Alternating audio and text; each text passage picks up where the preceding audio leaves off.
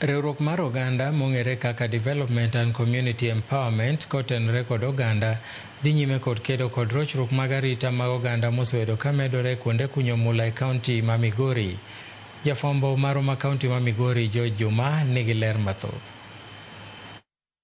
Kata bed ni kuondego mag kunyo mula osebedo mago mag nweng'o mag oganda mathoth e kaunti ma Migori, ywak bende osewuok ni kuonde kunyo mulagi bende osebedo kuonde mag oganda mathoth koro osebed ka irocho kaluora bende koro kethore.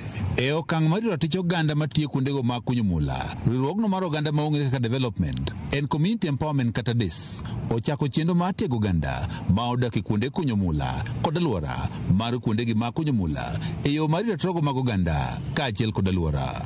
Do nitiere bende ratiro moko bende mirocho mag ji e kuonde mitime mining. Achiel kuom ratirogo kopogore gi mar nyithindo, mine bende neno pek e yore mag gold.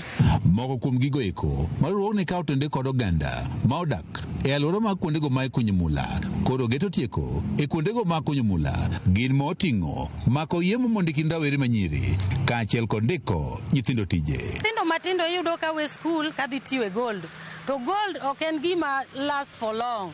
Gold en gima ndalo ne tin, ok onyal tero nyathi nyaka chieng'.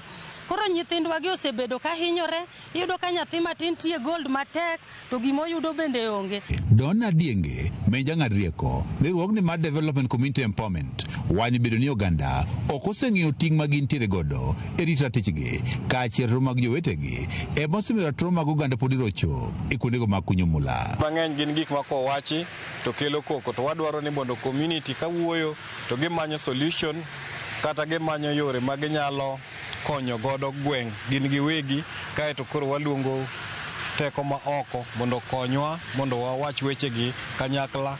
Koro mae momiyo wadwani wapuonjre ni ere kaka wanyalo rito gigewa machalo pige, bungewa ma wan godo. Adienge wacho ni kwan nyithindo mathoth mawuok e aluora ma ikunyo mula weyo sikul kendo donjo e tich mag kunyo mula. Nitiere nyithindo ma ok dhi skul nikech gidhi kuonde mitime gold mining. Kethruok ma aluora bende koro osenenore e aluora mag kuondego ma ikunyo mula bende en achiel kuom gigo eko mariwruogni mar Development Community Empowerment geto tieko ka gitiyo kod oganda ma odak e aluora mag kuondego mag kunyo mula.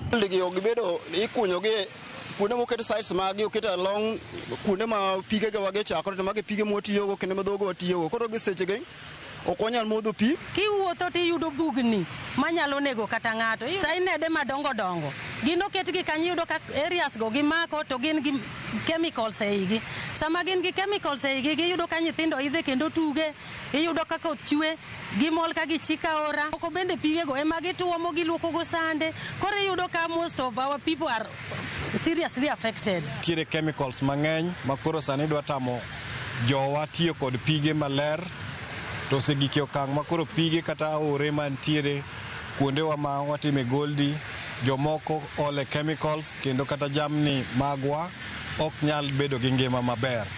George Juma, Ramogi TV, Migori.